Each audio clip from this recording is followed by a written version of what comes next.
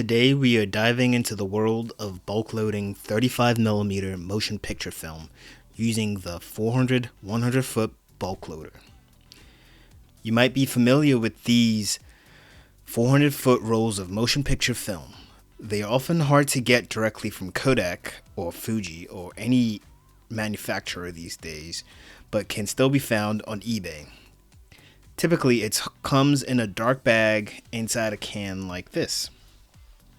Remember, you never want to open film in broad daylight. This is just for demonstration. Motion picture film, especially a 400 foot roll, will have a specific center core, usually around 24mm. This core fits perfectly onto this larger center post, which we will go into later in the video.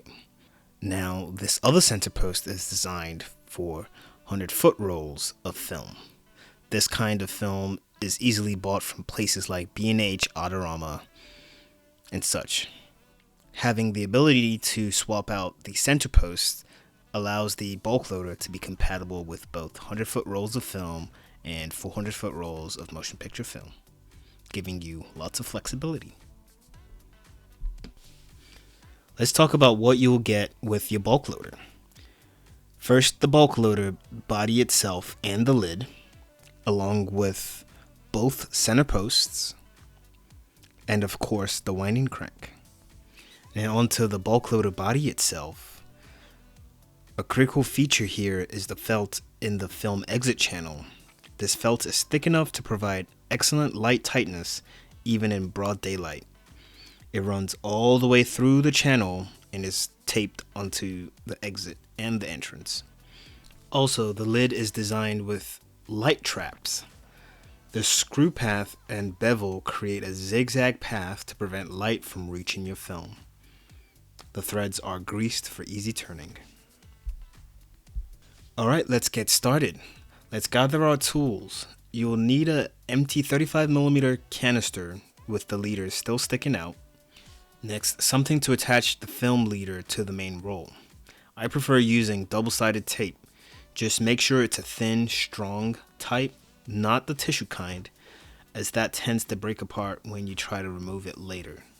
First, let's prepare our empty film canister. Take your double-sided tape and cut a nice straight section, about 4 to 5mm wide, depending on your leader. Attach it to the end of the film leader. I like to keep the tape within the width of the film sprockets. This prevents it from bleeding out past the sprocket holes, which could potentially compromise the light seal of your canister. Now our canister is ready for loading. The next part is crucial. This must be done in complete darkness. No partial light, absolute darkness. I am only demonstrating in light for the video, but you need to be in a dark room with completely blacked out lights. For this demonstration, I will be using the 100 foot center post, as I don't have a 400 foot core currently. But if you did have a 400 foot roll, you would be using the larger core, which fits it perfectly. Installation of the center core is simple. It screws into place, righty-tighty, but don't over tighten. It's not designed for extreme force. Now in the dark, you'll feel for your film roll. Remove any tape holding the film. You want the film leader to be coming out on your left hand if you consider the roll wound clockwise. Place the film onto the center post. You also need to feel for the emulsion side. For this demonstration film, the inside part is shiny, which we will consider the emulsion. You want your emulsion facing inwards. Carefully feed the leader through the bulk loader's exit channel. It will be a tight fit. Open the small flap on the front to confirm that the leader has come out.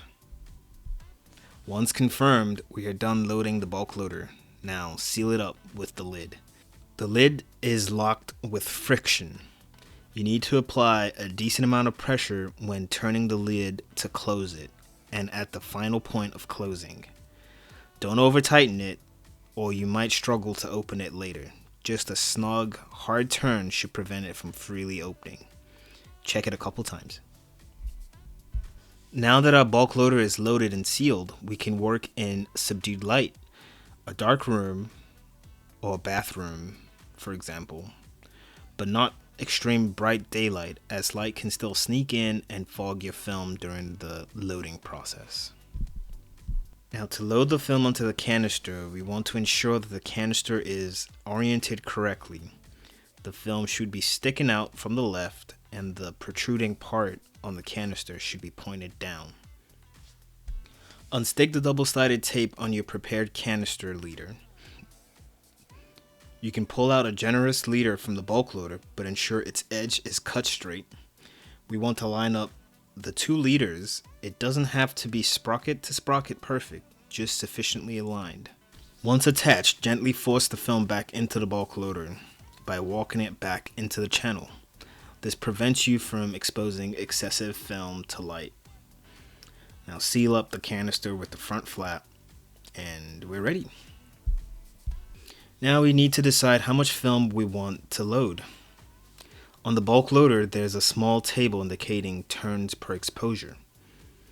For a 36 exposure roll, it's 30 turns. For 12 rolls, it's about 15 turns. Let's go for 15 turns for a 12 exposure roll today.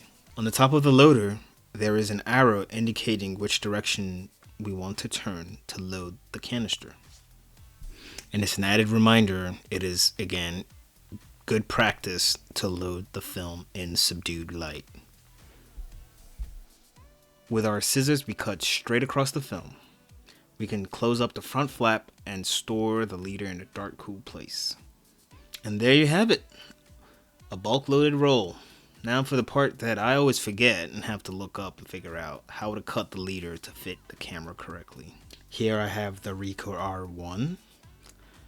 On the back, we'll be loading the film like so. You can cut it exactly like this or diagonally. It's really up to you. Just avoid any sharp right angles or miscuts, as the film will rip. So that's how we bulk load 35mm film using the 400-foot bulk loader. Thanks for watching. If you found this helpful, please like and subscribe. The bulk loader is available on my eBay store. You can find a link in the description for where to purchase one. Happy shooting!